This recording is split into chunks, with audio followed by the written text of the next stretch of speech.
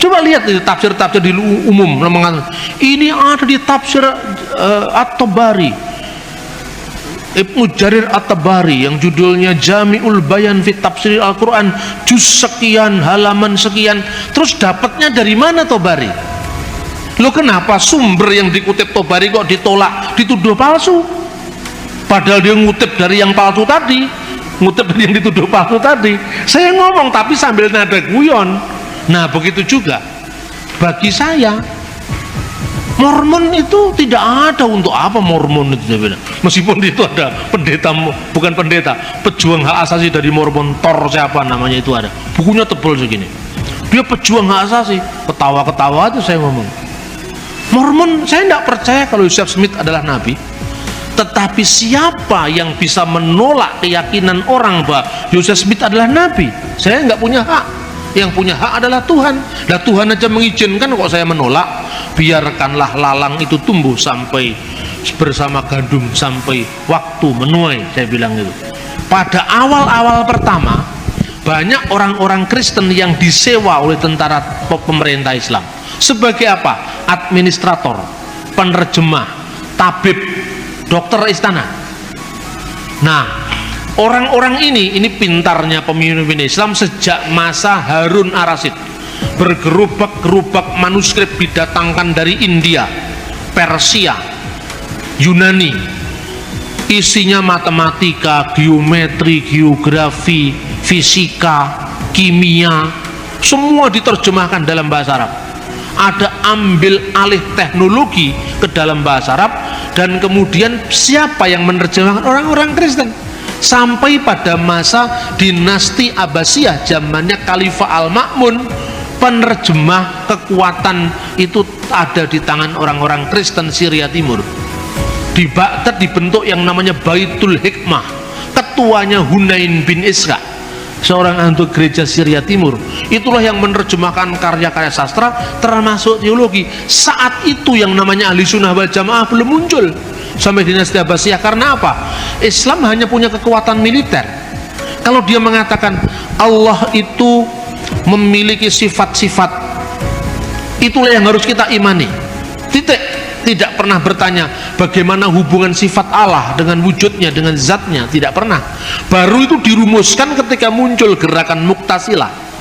Karena pengaruh kuatnya filsafat Yunani, baru muncul Imam Asy'ari yang mengatakan asifatul laisatil dzat walahiyya ghairuha. Sifat Allah itu tidak sama dengan zatnya, tapi juga tidak beda dengan zatnya. Bagaimana itu? Bila kaif wala tasbih. Kita hanya bisa menyembahnya, mempercayainya, jangan bertanya bagaimana. Nah, itu mungkin yang melatar belakangi ojo kakean takon dosa itu. Bila kaif wala tasbih. Ya toh? Kalau kita lihat nama Isa itu sudah berbeda dengan nama standar di teks-teks Arab. Di dalam teks bahasa Arab, kebanyakan dalam Injil bahasa Arab tidak dikenal kata Isa, yang dikenal kata Yeshua, Yeshua Al-Masih, Yesus Kristus, bukan Isa Al-Masih. Dari mana ini kata Isa ini muncul? Ternyata itu dari Kristen Syria. Nah, Kristen Syria ini di dalam penerjemahan teks-teks Arab, dia tidak pernah menerjemahkan sampai hari ini menjadi Yeshua dalam teks Arab, ya. Tetapi Isa, misalnya beberapa biara ditemukan dengan nama Isaniyah, pengikut Isa. Itu tahun 571, sejaman dengan tahun kelahiran Muhammad.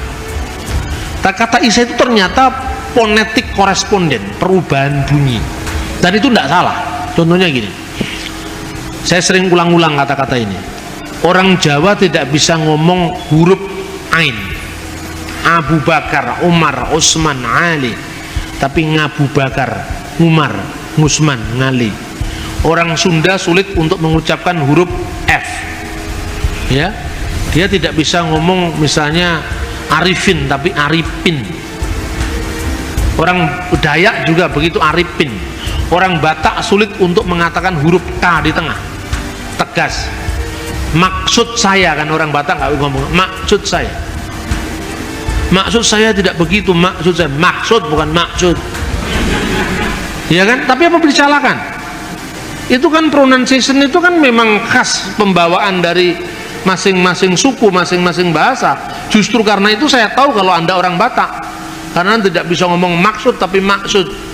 Kalau disuruh ngomong sebetulnya bisa, tapi karena udah keenakan begitu. Orang Bali tidak bisa ngomong huruf D dan D, makanya sulit masuk Islam, kan nggak bisa ngomong dalika, dalika kan orang Bali.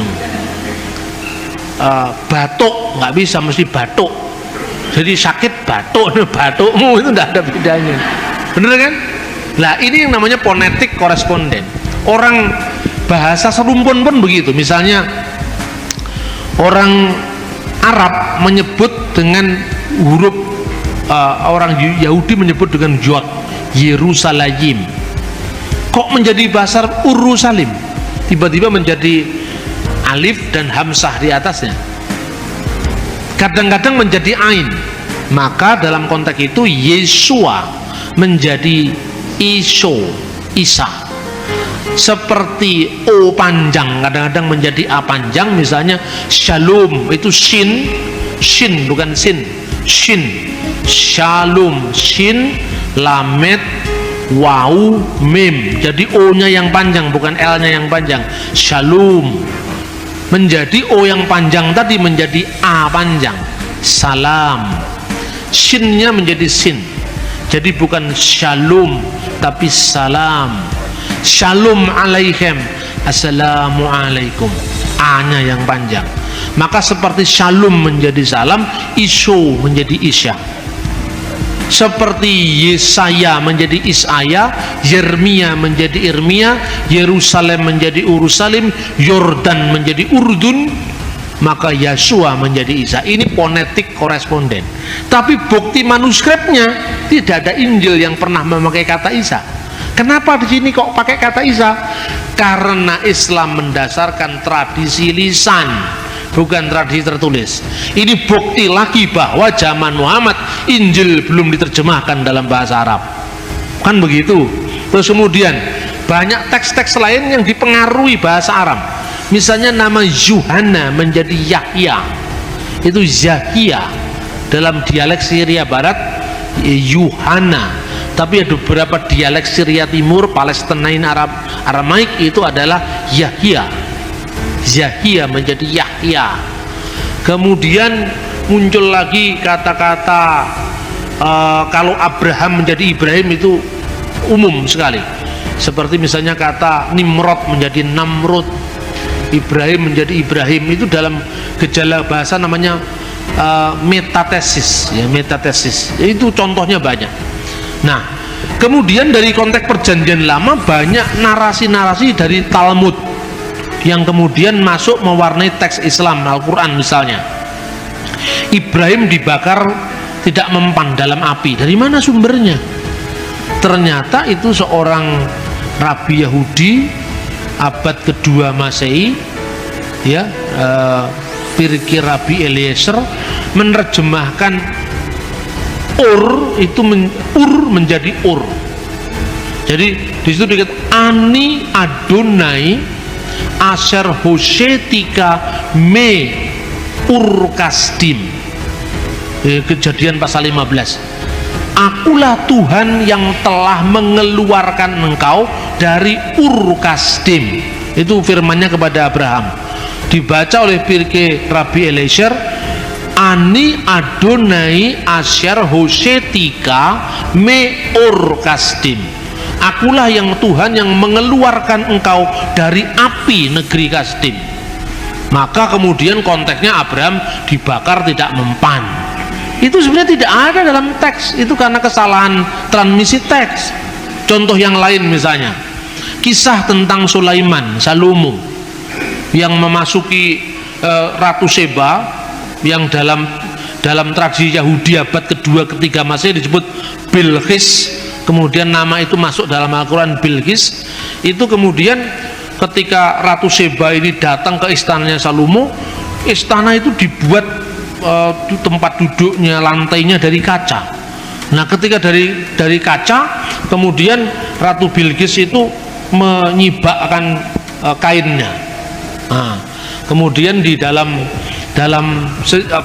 cerita legenda sampai Salomo melihat bulu-bulu betisnya. Lah ini tambahan lagi yang pikiran-pikiran keras mendapat tempat di situ. Karena dia menyingkapkan kainnya. Di pikirnya itu adalah air, padahal itu adalah kaca. Nah, sebelumnya itu menggambarkan kehebatan Salomo itu digambarkan. Waktu itu pasukan burung-burung semua menghadap kepada Salomo.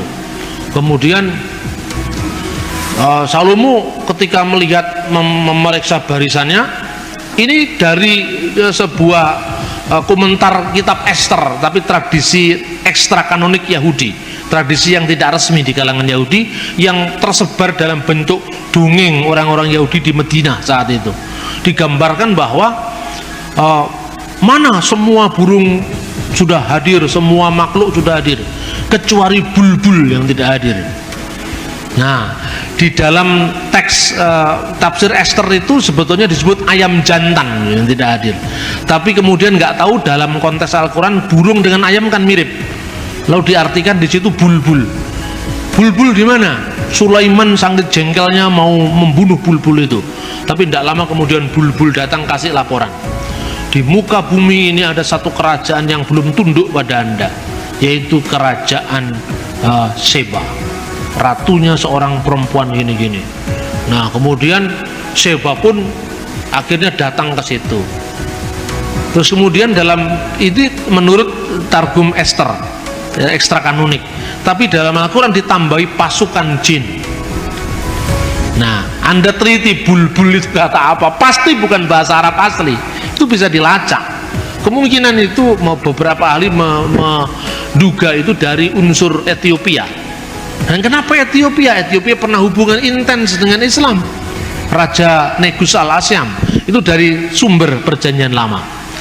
Terus kemudian ada fakta-fakta kristologi yang dikaburkan. Zakaria Nabi dalam perjanjian lama dikaburkan dengan Imam Zakaria dalam perjanjian baru, yang adalah bapak dari Yahya Pembaptis, ya kan? Kemudian Miriam dalam perjanjian lama yang saudaranya Harun dan Musa, anaknya Amram. Amram punya anak Musa, Harun dan Miriam kan, dikaburkan dengan Maria perjanjian baru. Sehingga ketika Maria membawa anaknya tanpa menanyakan, tanpa memberitahu siapa bapaknya Yesus itu, ya kan? Itu kemudian ditegur oleh kaumnya, versi surat Maryam, wahai Maryam saudara Harun, ya Maryam ukta Harun. Padahal ini bukan Maryam saudara Harun, ini adalah Maryam ibu Yesus. Kenapa disebut Alu Imran, keluarga Imran? Karena dianggap sama dengan Amram, seperti Abraham menjadi Ibrahim, Amram menjadi Imran. Padahal sebenarnya mestinya Ahlu Daud, keluarga Daud, bukan keluarga Amram. Karena Yesus bukan keturunan imam, Yesus adalah keturunan Yehuda. Nah, ini banyak fakta-fakta yang seperti ini sebetulnya lagi membingungkan. Makanya Hasan menjawab, Maryam disebut saudara Harun, itu Harun yang lain. Yang tempat lain mengatakan, karena di orang Yahudi nama Harun itu nama pasaran. Di tempat lain dikatakan karena dia beriman seperti imannya Nabi Harun. Nah, tapi kalau itu kebetulan, bagaimana kebetulan sampai 2 kali? Kebetulan itu cuma 1 kali. Maryam anaknya Imran dalam surat At-Takrim, dan Maryam saudara Harun 2 kali. Ini fakta-fakta sejarah. Kemudian ketika ditanya seperti itu, Yesus dalam kandungan tadi menjawab, akulah Nabi. Nah, akulah Nabi. Coba teksnya Anda bisa baca pada halaman 12. Diberikan kepadaku Alkitab dan dijadikannya aku seorang nabi dan dijadikannya seorang yang diberkati di mana aku berada, dan diperintahkan aku untuk melaksanakan salat dan membayar zakat selama aku hidup. Di sini kata salat ditulis dengan bisolawat wa zakawat, tetapi ini kalau dibaca dalam teks standar menurut vokalisasi yang diberikan tradisi Islam. Tapi di sini biasanya kata salat dalam literatur hadis yang lebih mudah ditulis dengan shot lam alif tak marbutoh, bukan waw tapi tak marbutoh. Kenapa di sini solawat bukan solat? Pembacaan lain yang ditawarkan oleh orientalis bukan solawat bacaannya, tetapi selota, karena itu pengaruh bahasa Arab. Begitu juga zakawat, ini bacaan teks Islam, jamak dari kata zakat. Kalau dalam tradisi yang lebih muda, za, kaf, alif, tak marbutah. Kenapa dibuat huruf waw di sini? Karena kemungkinan ini diambil dari bahasa Arab zekota, zekota, waw. Zekota menjadi zakat, zakawat, kemudian selota menjadi solat, solawat. Ini pengaruh bahasa Arab. Nah, tapi itu tesisnya siapa ini namanya, Luxemburg, yang heboh beberapa tahun yang lalu itu. Karena di situ ada kemungkinan besar misalnya bacaan hur itu artinya anggur perjamuan suci. Itu berasal dari surat-surat Mar Ifraim dari Syria. Tapi di situ hur dalam teks Quran diartikan seorang bidadari yang bermata jeli, yang tetap perawan di surga. Nah, yang dikaruniakan kepada hamba-hambaku yang beriman. Tetapi tidak diceritakan yang perempuan dikasih bidadara, tidak ada, tapi yang laki-laki dikasih bidadari, kan begitu. Nah, ini teksnya seperti itu. Nah, ternyata saudara-saudara, berbicara waktu bayi ini tidak ada dalam tradisi tertulis abad Yesus, tidak pernah ada. Kapan mulai ada? Kan begitu. Ini ternyata berasal dari buku yang judul Injil Tufuliah, The Arabic Gospel of Infancy, Injil Tufuliah. Dan buku ini baru muncul abad ke-7, terjemahan The First Gospel of Infancy dari bahasa Suryani, bahasa Syria, abad ke-4 dan abad ke-5 diterjemahkan dalam bahasa Koptik. Bunyinya seperti ini. Dalam buku Yusuf, imam besar yang hidup pada zaman Yesus, sementara orang menyebut Kaifas, disebutkan bahwa Yesus berbicara ketika masih dalam gendongan dan berkata kepada Maryam ibunya, waqad qala, mana ini Yeshua takallama hainin kana fil mahdi wa qala li Maryam ummuhu ani anna al-masih ibnullah alladhi waladatni kama basyiru Jibril al-Malak wa abi arsalni liqalasil alam. Sesungguhnya aku ini anak Allah. Kata Ibnullah diislamkan menjadi Abdullah, hamba Allah, yang engkau lahirkan sesuai dengan kabar gembira dari malaikat Jibril. Yang engkau lahirkan sesuai dengan kabar gembira malaikat Jibril. Ini redaksinya persis dengan surat Maryam ayat 45.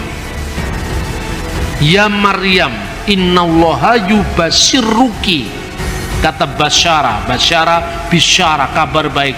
Yubasyiruki, telah memberikan kabar gembira kepadamu, bi kalimati minhu, dengan firman dari dia, namanya Al-Masih Isa putra Maryam. Yang memberitakan ini, idkholatil malaika, berkatalah malaikat. Dalam teks Injil Tufuliah sesuai dengan kabar gembira yang diberitakan malaikat Jibril. Terus kemudian kata ini tidak muncul karena tidak cocok dengan semangat Islam. Wa abi arsalni likalasil alam, dan Bapakku telah mengutus aku untuk keselamatan alam. Ini baru muncul kira-kira abad ke-4 dalam bahasa Syria, abad ke-5 dalam bahasa lain di bahasa-bahasa di Timur Tengah, lalu abad ke-7 dalam bahasa Arab. Kemudian membuat tanah jadi burung, itu berasal dari Injil Thomas al-Israeli, sering dibaca dengan Bisharat Tuma al-Israeli. Digambarkan Yesus membuat tanah lalu ditiup menjadi burung, 12 burung merpati. Ini kemudian muncul dalam surat Ali Imran ayat 49, ya, surat Al-Maidah ayat 110. Ini Anda bisa membaca ketika dalam ayat halaman 14 tentang masa kanak-kanak Yesus ketika umur 5 tahun membuat mujizat tanah menjadi burung pada hari Sabat. Nah, kemudian tentang Tritunggal yang dipahami Tritheisme itu juga bisa berangkat dari tradisi pagan Arab di Mekah. Nah, ini beberapa setting sejarah yang ternyata itu diambil dari literatur apokrifa. Nah, sekali lagi saya sampaikan kepada Anda, menyampaikan narasi seperti ini memang harus sangat hati-hati. Saya bisa ngomong begini di jaringan Islam liberal, tidak menjadi masalah.